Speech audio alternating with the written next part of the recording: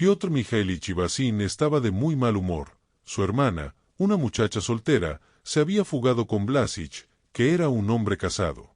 Tratando de ahuyentar la profunda depresión que se había apoderado de él y que no lo dejaba ni en casa ni en el campo, llamó en su ayuda al sentimiento de justicia, sus honoradas convicciones, porque siempre había sido partidario de la libertad en el campo, pero esto no le sirvió de nada, y cada vez, contra su voluntad, llegaba a la misma conclusión, que la estúpida niñera, es decir, que su hermana había obrado mal y que Blasich la había raptado. Y esto era horroroso. La madre no salía de su habitación, la niñera hablaba a media voz y no cesaba de suspirar, la tía manifestaba constantes deseos de irse, y sus maletas ya las sacaban a la antesala, ya las retiraban de nuevo a su cuarto. Dentro de la casa, en el patio y en el jardín reinaba un silencio tal, que parecía que hubiese un difunto. La tía, la servidumbre y hasta los mujiks, según parecía a Piotr Mijailich, lo miraban con expresión enigmática y perpleja, como si quisiesen decir, han seducido a tu hermana, ¿por qué te quedas con los brazos cruzados? También él se reprochaba su inactividad, aunque no sabía qué era, en realidad, lo que debía hacer. Así pasaron 6 días. El séptimo, un domingo, después de la comida, un hombre a caballo trajo una carta. La dirección, a su Excel. Anna Nikolayevna Ivasina, estaba escrita con unos familiares caracteres femeninos. Piotr Mijailich creyó ver en el sobre, en los caracteres y en la palabra escrita a medias, Excel, algo provocativo, liberal.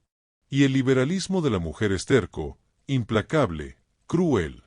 Preferirá la muerte antes de hacer una concesión a su desgraciada madre, antes de pedirle perdón, pensó Piotr Mijailich cuando iba en busca de su madre con la carta en la mano. Aquella estaba en la cama, pero vestida. Al ver al hijo, se incorporó impulsivamente y, arreglándose los cabellos grises que se le habían salido de la cofia, preguntó con frase rápida. ¿Qué hay? ¿Qué hay? Ha mandado, dijo el hijo, entregándole la carta. El nombre de Sina y hasta el pronombre, ella, no se pronunciaban en la casa.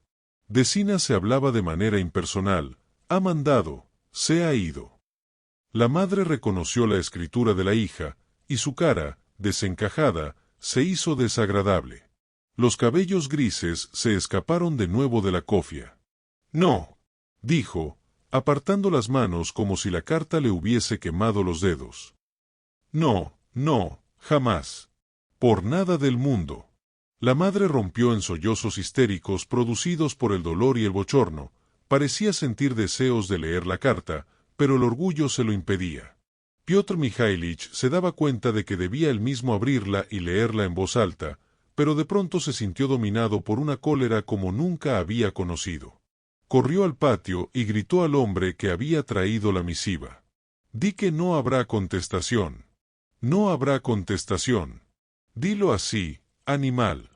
Y a renglón seguido hizo pedazos la carta. Luego las lágrimas afluyeron a sus ojos, y sintiéndose cruel, culpable y desdichado, se fue al campo. Solo tenía 27 años, pero ya estaba gordo, vestía como los viejos, con trajes muy holgados, y padecía disnea. Poseía ya todas las inclinaciones del terrateniente solterón. No se enamoraba, no pensaba en casarse y únicamente quería a su madre, a su hermana, a la niñera y al jardinero Vasilich. Le gustaba comer bien, dormir la siesta y hablar de política y de materias elevadas. Había terminado en tiempos los estudios en la universidad, pero ahora miraba esto como si hubiese sido una carga inevitable para los jóvenes de los 18 a los 25 años. Al menos, las ideas que ahora rondaban cada día por su cabeza no tenían nada de común con la universidad ni con lo que en ésta había estudiado. En el campo hacía calor y todo estaba en calma, como anunciando lluvia. El bosque exhalaba un ligero vapor y un olor penetrante a pino y a hojas descompuestas. Piotr Mijailich se detenía a menudo para limpiarse el sudor de la frente.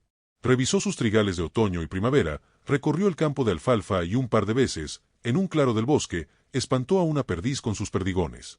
Y a todo esto no cesaba de pensar que tan insoportable situación no podía prolongarse eternamente y que deberían ponerle fin de un modo u otro. Como fuera, de un modo estúpido, absurdo, pero había que ponerle fin. ¿Pero cómo? ¿Qué hacer? se preguntaba, mirando al cielo y a los árboles como si implorase su ayuda. Mas el cielo y los árboles guardaban silencio. Las convicciones honestas no le servían para nada, y el sentido común le decía que el lacerante problema solo podía tener una solución estúpida y que la escena con el hombre que había traído la carta no sería la última de este género. Le daba miedo pensar lo que aún podía ocurrir. Dio la vuelta hacia casa cuando ya se ponía el sol. Ahora le parecía que el problema no podía tener solución alguna.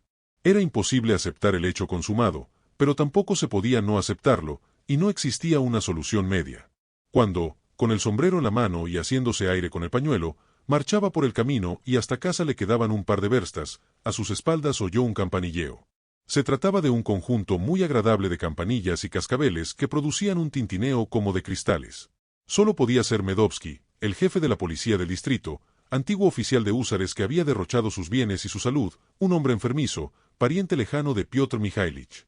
Tenía gran confianza con los Ivasín y sentía por Zina gran admiración y cariño paternal. «Voy a su casa», dijo al llegar a la altura de Piotr Mikhailich.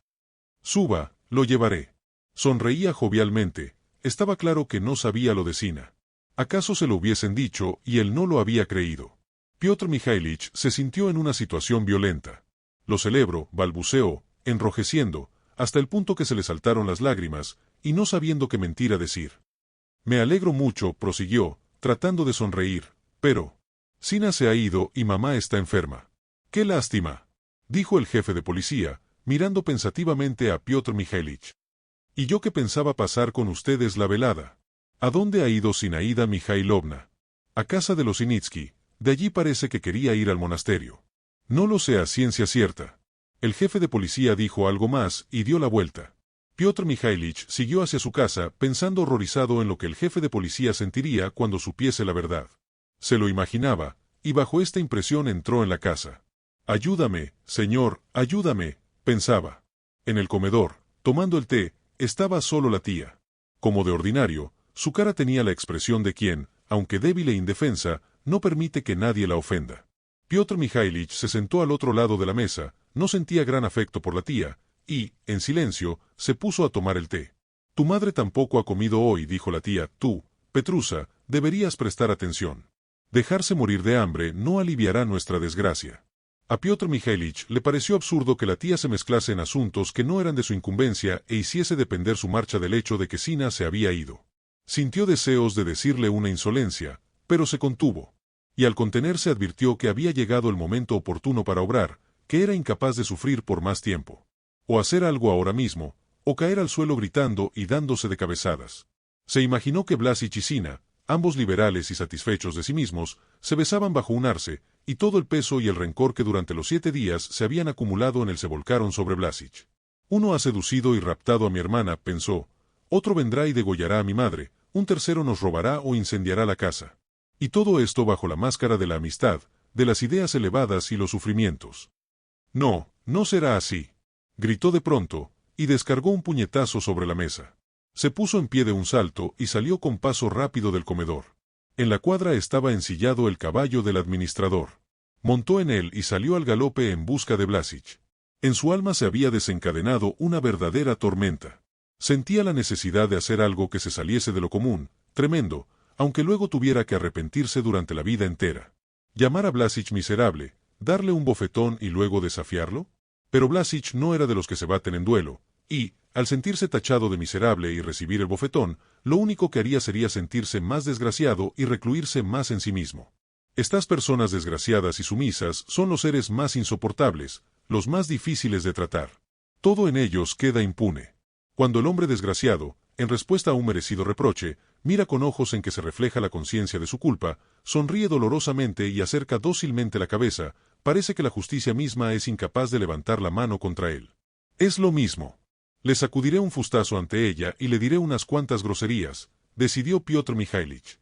Cabalgaba por su bosque y sus tierras baldías y se imaginaba el modo como Zina, justificando su acción, hablaría de los derechos de la mujer, de la libertad personal y de que era absolutamente igual casarse por la iglesia o por lo civil. Discutiría, como mujer que era, de cosas que no comprendía. Y probablemente acabaría por preguntarle, ¿qué tienes tú que ver en todo esto? ¿Qué derecho tienes a inmiscuirte? Sí, no tengo ningún derecho, gruñía Piotr Mikhailich, pero tanto mejor. Cuanto más grosero resulte, cuanto menos derecho tenga, tanto mejor. Hacía un calor sofocante. Nubes de mosquitos volaban muy bajo, a ras del suelo, y en los baldíos lloraban lastimeramente las averías. Piotr Mijailich cruzó sus lindes y siguió al galope por un campo completamente liso. Había recorrido muchas veces este camino y conocía cada matorral, hasta la última zanja. Aquello que a lo lejos, entre dos luces, parecía una roca oscura, era una iglesia roja, se la podía imaginar hasta el último detalle, incluso el enlucido del portal y los terneros que siempre pasían en su recinto. A la derecha, a una versta de la iglesia, negreaba la arboleda del conde Koltovich. Y tras la arboleda empezaban las tierras de Blasich. Por detrás de la iglesia y de la arboleda del conde avanzaba un enorme nubarrón, que de vez en cuando quedaba iluminado por unos pálidos relámpagos. Ahí está, pensó Piotr Mijailich. Ayúdame, señor. El caballo no tardó en dar muestras de cansancio, y el propio Piotr Mijailich se sentía fatigado. El nubarrón lo miraba con enfado, como aconsejándole que volviese a casa. Sintió cierto miedo. Les demostraré que no tienen razón. Trató de infundirse ánimos, dirán que eso es el amor libre, la libertad personal, pero la libertad está en la abstención, y no en la subordinación a las pasiones. Lo suyo es depravación, y no libertad. Llegó al gran estanque del conde.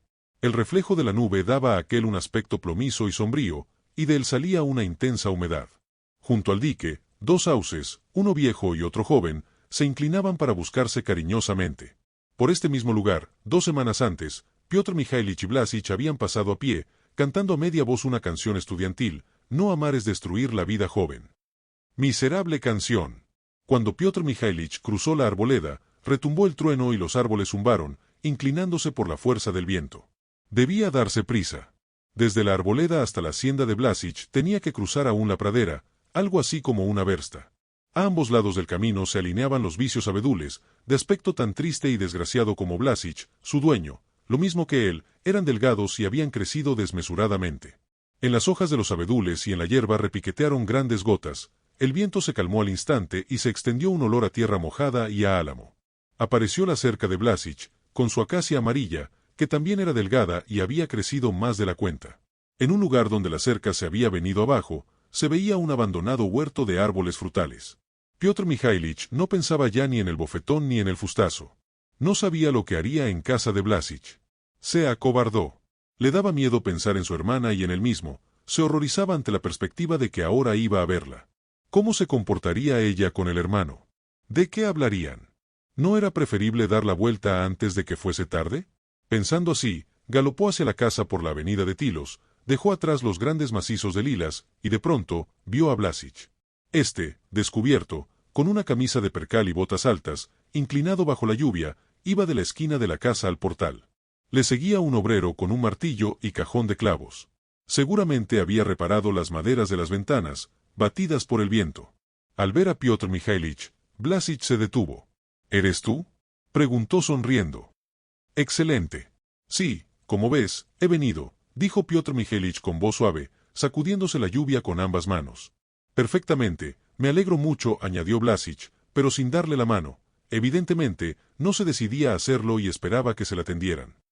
Esta lluvia vendrá muy bien para la avena, añadió, mirando al cielo. Sí. Entraron en la casa en silencio. A la derecha del recibidor había una puerta que conducía a la antesala y luego a la sala. A la izquierda había una pequeña pieza que en invierno ocupaba el administrador. Piotr Mijailich y Blasich entraron en esta última. ¿Dónde te ha sorprendido la lluvia?, preguntó Blasich. Cerca. Cuando llegaba a la casa, Piotr Mijailich se sentó en la cama. Le agradaba que la lluvia hiciese ruido y que la habitación estuviese oscura. Era preferible, así sentía menos miedo y no hacía falta mirar a su interlocutor a la cara. Su cólera había desaparecido, lo que ahora sentía era miedo e irritación consigo mismo. Se daba cuenta de que había empezado mal y de que de esta iniciativa suya no resultaría nada práctico. Durante cierto tiempo ambos permanecieron silenciosos, haciendo ver que prestaban atención a la lluvia. Gracias, Petrusa, empezó Blasich, carraspeando. Te agradezco mucho que hayas venido. Es una acción generosa y noble. La comprendo y, créeme, la estimo mucho. Puedes creerme. Miró a la ventana y prosiguió, de pie en el centro de la habitación. Todo esto se ha producido en secreto, como si nos ocultásemos de ti. La conciencia de que tú podías sentirte ofendido y estuvieses enfadado con nosotros ha sido durante estos días una mancha en nuestra felicidad. Pero permítenos que nos justifiquemos. Si guardamos el secreto, no fue porque no tuviéramos confianza en ti. En primer lugar, todo se produjo inesperadamente, como por una inspiración, y no había tiempo para entrar en razonamientos. En segundo, se trataba de un asunto íntimo, delicado. Resultaba violento hacer intervenir a una tercera persona, aunque fuese tan allegada como tú. Lo principal de todo es que confiábamos mucho en tu generosidad. Eres un hombre muy generoso y noble. Te estoy infinitamente agradecido. Si en alguna ocasión necesitas mi vida, ven y tómala. Blasić hablaba con voz suave y sorda, monótona, como un zumbido, estaba visiblemente agitado. Piotr Mikhailich sintió que le había llegado la vez de hablar y que escuchar y callar habría significado, en efecto, hacerse pasar por un tipo generoso y noble en su inocencia. Y no había acudido con estas intenciones. Se puso rápidamente en pie y dijo a media voz, jadeante: «Escucha, Grigori, sabes que te quería y que no hubiese podido desear mejor marido para mi hermana. Pero lo que ha ocurrido es horroroso. Da miedo pensarlo». «¿Por qué?», preguntó Blasić, con voz temblorosa. «Daría miedo si nosotros hubiésemos procedido mal, pero no es así. Escucha, Grigori, sabes que yo no tengo prejuicios. Pero, perdóname la franqueza, a mi modo de ver los dos han procedido con egoísmo. Claro que no se lo diré a Sina, esto la afligiría, pero tú debes saberlo, nuestra madre sufre hasta tal punto que es difícil explicarlo». «Sí, eso es muy lamentable», suspiró Blasić. «Nosotros lo habíamos previsto, Petrusa, pero ¿qué podíamos hacer? Si lo que uno hace desagrada a otro, eso no significa que la acción sea mala. Así son las cosas. Cualquier paso serio de uno debe desagradar forzosamente a algún otro. Si tú fueses a combatir por la libertad, esto también haría sufrir a tu madre. ¿Qué le vamos a hacer? Quien coloca por encima de todo la tranquilidad de sus allegados debe renunciar por completo a una vida guiada por las ideas». Un relámpago resplandeció vivamente y su brillo pareció cambiar el curso de los pensamientos de Blasić. Se sentó junto a Piotr Mikhailich y empezó a decir cosas que no venían para nada a cuento. «Yo, Petrusa, adoro a tu hermana», dijo. «Siempre que iba a tu casa me parecía ir en peregrinación, a elevar mis oraciones a Dios, cuando lo cierto es que mis oraciones se dirigían a Sina. Ahora mi adoración crece por días. Para mí está más alta que si fuese mi esposa. Mucho más». Blasić agitó ambos brazos. «Es mi santuario. Desde que vive aquí, entro en mi casa como si fuera un templo. Es una mujer excepcional, extraordinaria, nobilísima. Vaya, ya ha empezado su canción», pensó Piotr Mikhailich. Pero la palabra «mujer» no le había agradado. «¿Por qué no se casan como es debido?», preguntó. «¿Cuánto pide tu mujer por concederte el divorcio?». «75.000. Parece mucho. ¿Y si tratas de sacarlo por algo menos? No rebajará ni un copec. Es una mujer terrible, hermano», dijo Blasić, con un suspiro. «Antes no te había hablado nunca de ella, pues me desagradaba recordarlo, pero las cosas se han desarrollado así, y te hablaré ahora.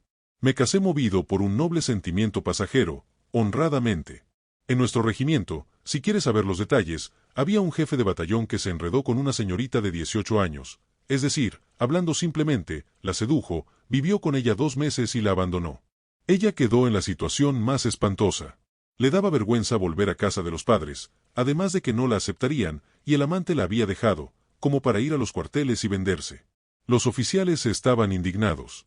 Tampoco ellos eran unos santos, pero la infamia era demasiado evidente.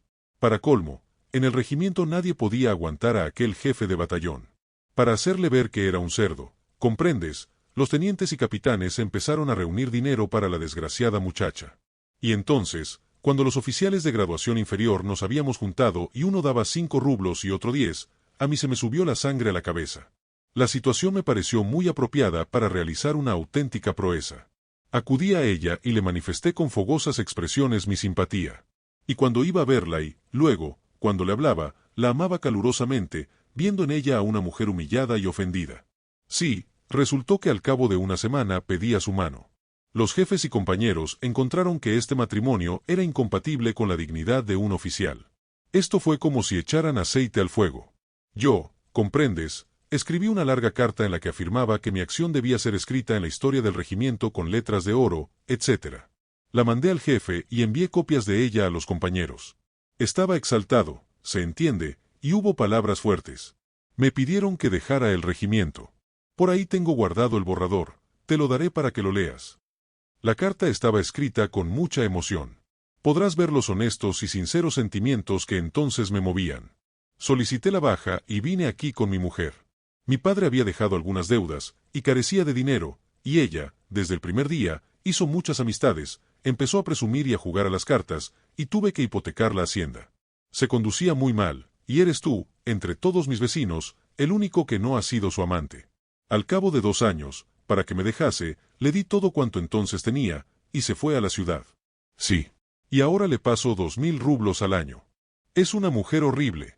Es una mosca que pone su larva en la espalda de la araña de tal modo, que ésta no se la puede sacudir, la larva se agarra a la araña y le chupa la sangre del corazón. Lo mismo hace esta mujer, se ha agarrado a mí y me chupa la sangre. Me odia y me desprecia porque cometí la estupidez de casarme con ella. Mi generosidad le parece algo miserable. Un hombre inteligente, dice, me abandonó, y me recogió un estúpido. Piensa que solo un desgraciado idiota pudo proceder como yo. Y a mí, hermano, esto me produce una amargura intolerable. Entre paréntesis, te diré que el destino me oprime. Me oprime ferozmente. Piotr Mikhailich escuchaba a Blasich y se preguntaba, perplejo, ¿cómo ha podido agradar tanto a Zina? No es joven, tiene ya 41 años, es flaco, estrecho de pecho, de nariz larga y con alguna cana en la barba. Cuando habla, parece que zumba, su sonrisa es enfermiza y mueve las manos de una manera desagradable. No puede presumir de salud ni de hermosas maneras varoniles, carece de espíritu mundano y alegría, y así, a juzgar por las apariencias, es algo turbio e indefinido. Se viste sin gusto, su casa es triste y no admite la poesía ni la pintura, porque no responden a las demandas del día, es decir, porque no las comprende y no le conmueve la música. Es mal administrador. Su hacienda está en el abandono más completo y la tiene hipotecada. Por la segunda hipoteca paga el 12% y además ha firmado pagarés por valor de 10.000 rublos. Cuando llega el momento de entregar los intereses o de mandar dinero a su mujer, pide a todos prestado con una expresión que parece que se le estuviera quemando la casa, y al mismo tiempo, sin pararse a pensarlo, vende todas sus reservas de leña para el invierno por 5 rublos y la paja por 3, y luego hace que para encender sus estufas utilicen la cerca del huerto o los viejos marcos del invernadero. Los cerdos estropean su pradera y el ganado de los mujiks se come en el bosque los árboles jóvenes, mientras que los vicios van desapareciendo cada invierno. En el huerto y el jardín están tiradas las colmenas, y allí abandonan los cubos viejos. Carece de facultades para nada, y ni siquiera posee la virtud común y corriente de vivir como la gente vive. En los asuntos prácticos, es ingenuo y débil, se le puede engañar sin dificultad alguna, y por algo los mujiks lo tachan de simple. Es liberal y en el distrito lo tienen por rojo, pero esto resulta en él algo aburrido. En su libre pensamiento no hay originalidad y énfasis, se indigna, se irrita y se alegra siempre en el mismo tono, como con desgana, sin producir efecto. Ni siquiera en los momentos de gran exaltación levanta la cabeza, y siempre permanece encorvado. Pero lo más aburrido de todo es que hasta sus ideas buenas y honestas se las ingenia para expresarlas de tal modo, que parecen triviales y atrasadas. Uno piensa que está tratando de algo viejo, que leyó hace mucho, cuando, con palabra lenta, como si dijera algo muy profundo, empieza a hablar de sus minutos lúcidos y honestos, de años mejores, o cuando se entusiasma con la juventud que siempre marchó a la cabeza de la sociedad, o cuando censura a los rusos porque durante 30 años se ponen una misma bata y olvidan adquirir su alma mater. Cuando me quedo a dormir en su casa, pone la mesilla de noche a Pisarevo o a Darwin. Y, si le digo que ya los he leído, sale y trae a Dobrolyubov. En el distrito calificaban esto de libre pensamiento, que muchos miraban como una extravagancia ingenua e inocente, sin embargo, a él le hacía profundamente desgraciado. Era para él la larva de que antes hablaba, se le había agarrado con toda fuerza y le chupaba la sangre del corazón. En el pasado, el extraño matrimonio al gusto de Dostoyevsky, las largas cartas y las copias escritas con una letra ilegible, pero con un profundo sentimiento, los eternos equívocos, explicaciones y desilusiones, y luego las deudas, la segunda hipoteca, el dinero que pasaba a su mujer, las nuevas deudas que contraía todos los meses, y todo esto sin provecho para nadie, ni para él ni para los demás. Y ahora, lo mismo que antes, no cesa de sentir prisas, quiere realizar una proeza y se mete en asuntos que no le incumben. Lo mismo que antes, en cuanto se presenta la ocasión, escribe largas cartas con sus copias, mantiene fatigosas y triviales conversaciones sobre la comunidad campesina o la necesidad de poner en pie las industrias artesanas, o sobre la construcción de una fábrica de quesos, Conversaciones muy semejantes unas a otras, hasta el punto que parecen salir no de un cerebro vivo, sino de una máquina. Y, por fin, este escándalo de Sina, que no se sabe cómo terminará.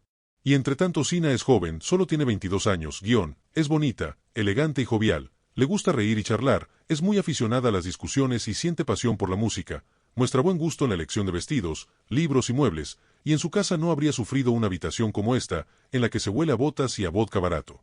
Es también liberal, pero en su libre pensamiento se dejan sentir una superabundancia de energías, la vanidad de una muchacha joven, fuerte y atrevida, la apasionada sed de ser mejor y más original que el resto. ¿Cómo pudo enamorarse de Blasich? Él es un Quijote, un fanático terco, un maníaco, pensaba Piotr Mikhailich, y ella es tan blanda, tan débil de carácter y acomodaticia, como yo. Los dos nos rendimos pronto y sin resistencia. Se enamoró de él, aunque yo mismo le profeso cariño, a pesar de todo. Piotr Mikhailich tenía a Blasich por un hombre bueno y honesto, aunque de miras estrechas. En sus emociones y sufrimientos, y en toda su vida, no veía altos fines, próximos o remotos, veía únicamente el tedio y la incapacidad de vivir. Su sacrificio y todo lo que Blasich denominaba proeza o impulso honrado, le parecía un derroche inútil de energía, innecesarios disparos sin bala en los que se quemaba mucha pólvora. La circunstancia de que Blasich estuviera fanáticamente seguro de la extraordinaria honradez e infalibilidad de su manera de pensar, le parecía ingenua y hasta morbosa.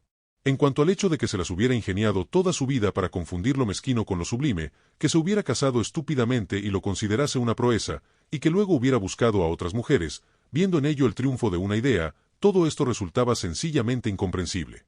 A pesar de todo, Piotr Mikhailich sentía afecto por Blasich, advertía en la presencia de cierta fuerza, y por eso nunca era capaz de llevarle la contraria.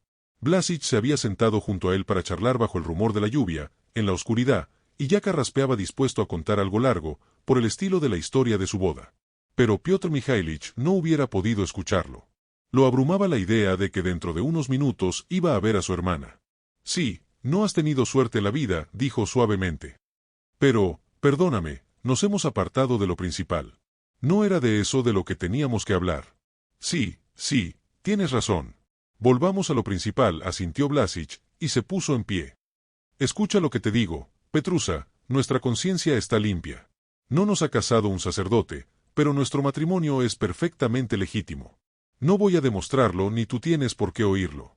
Tu pensamiento es tan libre como el mío y, a Dios gracias, entre nosotros no puede haber discrepancia en este punto. En cuanto a nuestro futuro, no te debe asustar. Trabajaré hasta sudar sangre, sin dormir por las noches, en una palabra, haré cuanto pueda para que Sina sea feliz. Su vida será hermosa. ¿Qué si seré capaz de hacerlo? Sí lo seré, hermano. Cuando uno piensa sin cesar en una misma cosa, no le es difícil conseguir lo que quiere. Pero vayamos a ver a Sina. Hay que darle esta alegría. A Piotr Mikhailich le dio un vuelco el corazón. Se levantó y siguió a Blasich a la antesala y de allí a la sala.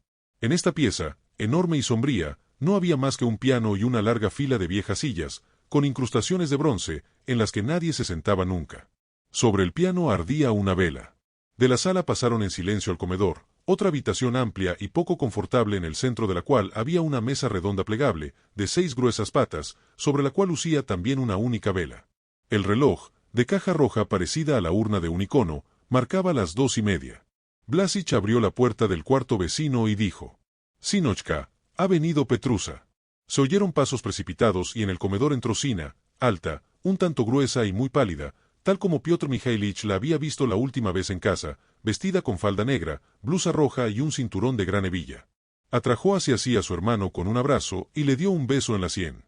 «¡Qué tormenta!», dijo. Grigori había salido y me he quedado sola en toda la casa. No daba muestras de turbación y miraba a su hermano con ojos sinceros y diáfanos, como en casa. Al verla, Piotr Mikhailich dejó de sentirse turbado. «Pero tú no tienes miedo a las tormentas», dijo, sentándose junto a la mesa. «Sí, pero aquí las habitaciones son enormes, el edificio es viejo y, en cuanto suena un trueno, todo él se estremece como un armario con vajilla. Por lo demás, es muy agradable», siguió, sentándose frente a su hermano. «Aquí todas las habitaciones guardan un recuerdo agradable. En la mía, lo que son las cosas, se pegó un tiro el abuelo de Grigori. En agosto tendré dinero y arreglaré el pabellón del jardín», dijo Blasich. «No sé por qué, cuando hay tormenta recuerdo al abuelo», prosiguió Sina. «Y en este comedor mataron a un hombre. Es cierto, confirmó Blasich, y miró con los ojos muy abiertos a Piotr Mikhailich. En los años 40 tenía arrendada esta hacienda un francés llamado Olivier. El retrato de su hija está aún en la buhardilla. Este Olivier, según contaba mi padre, despreciaba a los rusos por su ignorancia y se burlaba de ellos terriblemente. Así, exigía que el sacerdote, al pasar junto a la finca, se descubriera media versta antes de la casa, y cuando cruzaba con su familia por la aldea quería que hiciesen repicar las campanas. Con los siervos y la gente menuda, se entiende, gastaba aún menos ceremonias. En cierta ocasión pasó por aquí uno de los hijos más nobles de la Rusia vagabunda, algo parecido al estudiante Jorná Brut de Gogol. Pidió que le dejasen pasar la noche, agradó a los empleados y le permitieron quedarse en la oficina. Existen varias versiones. Unos dicen que el estudiante sublevó a los campesinos, otros, que la hija de Olivier se enamoró de él. No lo sé a ciencia cierta, pero lo que es seguro es que un buen día Olivier le hizo comparecer aquí, lo sometió a interrogatorio y luego ordenó que le diesen una paliza. ¿Te das cuenta? Mientras él permanecía sentado tras esta mesa, bebiendo como si tal cosa, los criados pegaban al estudiante. Hay que suponer que lo martirizaron. A la mañana siguiente el estudiante murió e hicieron desaparecer el cadáver. Se dice que lo tiraron al estanque de Koltovich. Empezaron las investigaciones, pero el francés pagó varios miles de rublos a quien correspondía y se fue a Alsacia. Como a propósito, el plazo del arriendo se extinguía, y ahí terminó todo. ¡Qué canallas!, exclamó Sina, estremeciéndose. Mi padre recordaba muy bien a Olivier y a su hija. Decía que era muy hermosa y excéntrica. Yo creo que el estudiante hizo lo uno y lo otro, sublevó a los campesinos y sedujo a la hija. Puede que ni siquiera se tratase de un estudiante, sino de una persona que se había presentado de incógnito. Sinochka quedó pensativa. La historia del estudiante y la bella francesa parecía haber transportado su imaginación muy lejos. Piotr Mikhailich concluyó que, exteriormente, no había cambiado en absoluto en la última semana. La notaba, eso sí, un poco más pálida. Su mirada era tranquila, como si hubiese acudido con el hermano a visitar a Blasich. Pero Piotr Mikhailich advertía cierto cambio en él mismo. En efecto, antes, cuando Sina vivía en casa, podía hablar con ella de todo, mientras que ahora era incapaz de preguntarle siquiera, ¿cómo vives aquí? Le parecía una pregunta torpe e innecesaria. En ella debía de haberse producido el mismo cambio.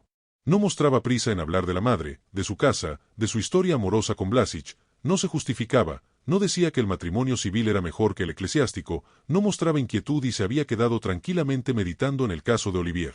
¿Y por qué habían sacado de pronto la conversación del francés? Los dos tienen la espalda mojada por la lluvia, dijo Sina, sonriendo alegremente, afectada por esta pequeña semejanza entre su hermano y Blasich. Y Piotr Mikhailich sintió toda la amargura y todo el horror de su situación. Recordó su casa vacía, el piano cerrado y la clara habitación de Sina, en la que nadie entraba ahora. Recordó que en las avenidas del jardín no había ya huellas de sus pies pequeños y que poco antes del té de la tarde ya no iba nadie a bañarse entre grandes risas. Aquello que más le atraía desde su más tierna infancia, en lo que le agradaba pensar sentado entre el pesado aire del aula, claridad, pureza, alegría, todo cuanto llenaba la casa de vida y luz, se había ido para no volver, había desaparecido y se mezclaba con la grosera y torpe historia de un jefe de batallón, de un generoso teniente, de una mujer corrompida, del abuelo que se había pegado un tiro. Y empezar la conversación de la madre o imaginar que el pasado podía volver, significaría no comprender lo que estaba tan dado. Los ojos de Piotr Mikhailich se llenaron de lágrimas y su mano, puesta sobre la mesa, tembló. Sina adivinó lo que él pensaba y sus ojos resplandecieron también con el brillo de las lágrimas. «Ven aquí, Grigori», dijo a Blasich. Se retiraron a la ventana y empezaron a hablar en voz baja. Por la manera como Blasich se inclinaba hacia ella y como ella miraba a Blasich, Piotr Mikhailich comprendió una vez más que todo había acabado para siempre y no hacía falta hablar de nada. Sina se retiró. «Verás, hermano», empezó Blasich después de un breve silencio, frotándose las manos y sonriendo. «Antes te decía que nuestra vida era feliz, pero lo hacía para someterme, por así decirlo, a las exigencias literarias. En realidad, todavía no hemos experimentado la sensación de la felicidad. Sina no cesaba de pensar en ti y en su madre, y se atormentaba. Eso significaba un tormento para mí. Es un espíritu libre, decidido, pero con la falta de costumbre se le hace pesado, además de que es joven.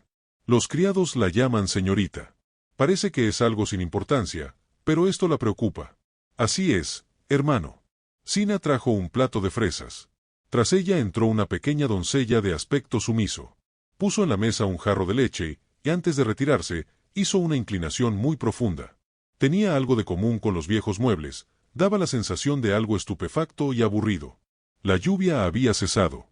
Piotr Mikhailich comía fresas y Blasich y Sina lo miraban en silencio. Se acercaba el momento de la conversación innecesaria pero inevitable, y los tres sentían ya su peso.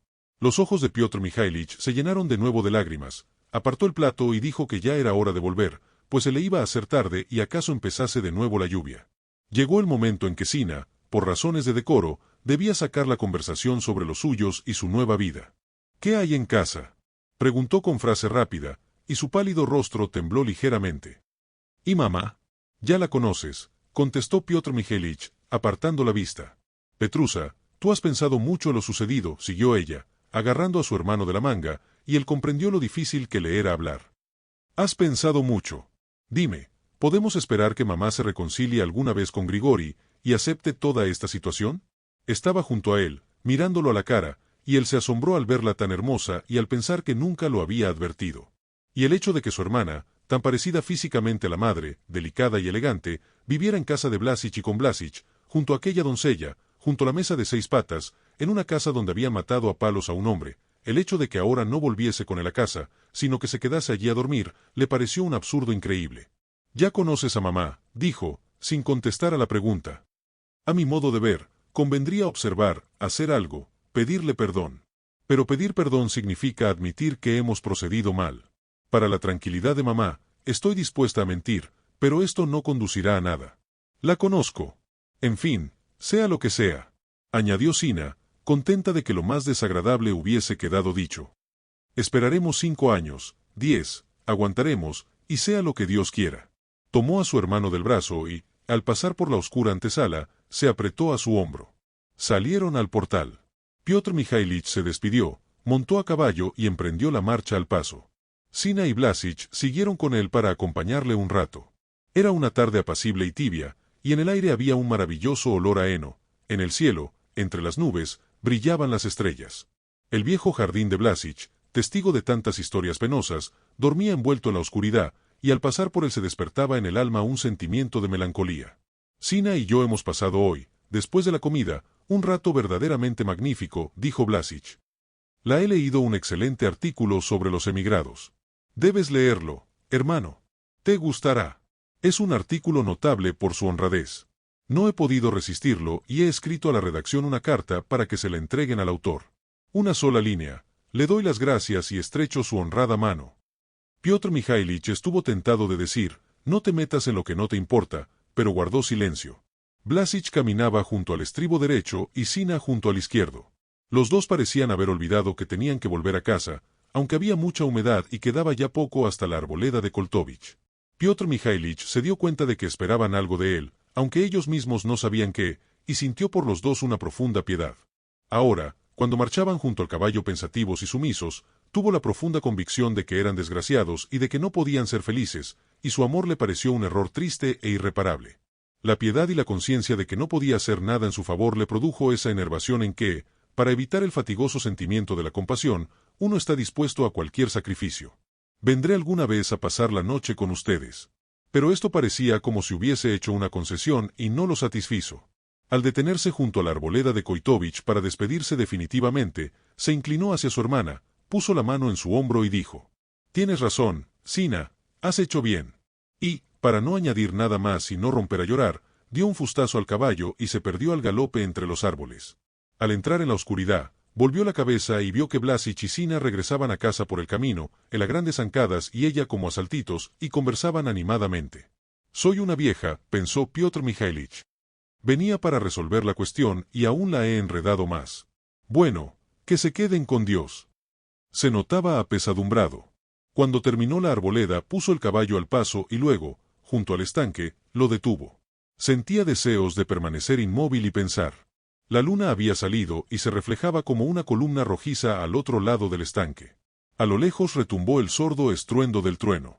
Piotr Mikhailich miraba sin pestañear el agua y se imaginaba la desesperación de su hermana, su dolorosa palidez y los secos ojos con que trataría de ocultar a la gente su humillación. Imaginó su embarazo, la muerte y el entierro de la madre, el horror de Sina. Porque la supersticiosa y orgullosa vieja no podía por menos de morirse. Los horribles cuadros del futuro se dibujaron ante él en la oscura superficie del agua, y entre las pálidas figuras de mujer se vio el mismo, pusilánime, débil, con la cara de quien se siente culpable. A 100 pasos de él, en la orilla derecha del estanque, había algo inmóvil y oscuro. ¿Era una persona o un tronco de árbol? Piotr Mikhailich recordó lo del estudiante a quien habían arrojado a este estanque después de matarlo. Olivier fue inhumano, pero, después de todo, resolvió el problema, mientras que yo no he resuelto nada, no he hecho más que enredarlo, pensó, mirando la oscura silueta, que semejaba a un aparecido. Él decía y hacía lo que pensaba, y yo no digo ni hago lo que pienso. Ni siquiera sé de seguro lo que en realidad pienso. Se acercó a la negra silueta. Era un viejo tronco podrido, lo único que quedaba de una antigua construcción. De la arboleda y la hacienda de Koltovich venía hasta él un fuerte perfume de muguete y de aromáticas hierbas. Piotr Mikhailich siguió a lo largo de la orilla del estanque, contemplando tristemente el agua, y al rememorar su vida se convenció de que hasta entonces no había dicho y hecho lo que pensaba, y que los demás le habían pagado con la misma moneda. Esto le hizo ver su vida entera tan sombría como aquel agua en que se reflejaba el cielo de la noche y se confundían las algas. Y le pareció que aquello no tenía remedio.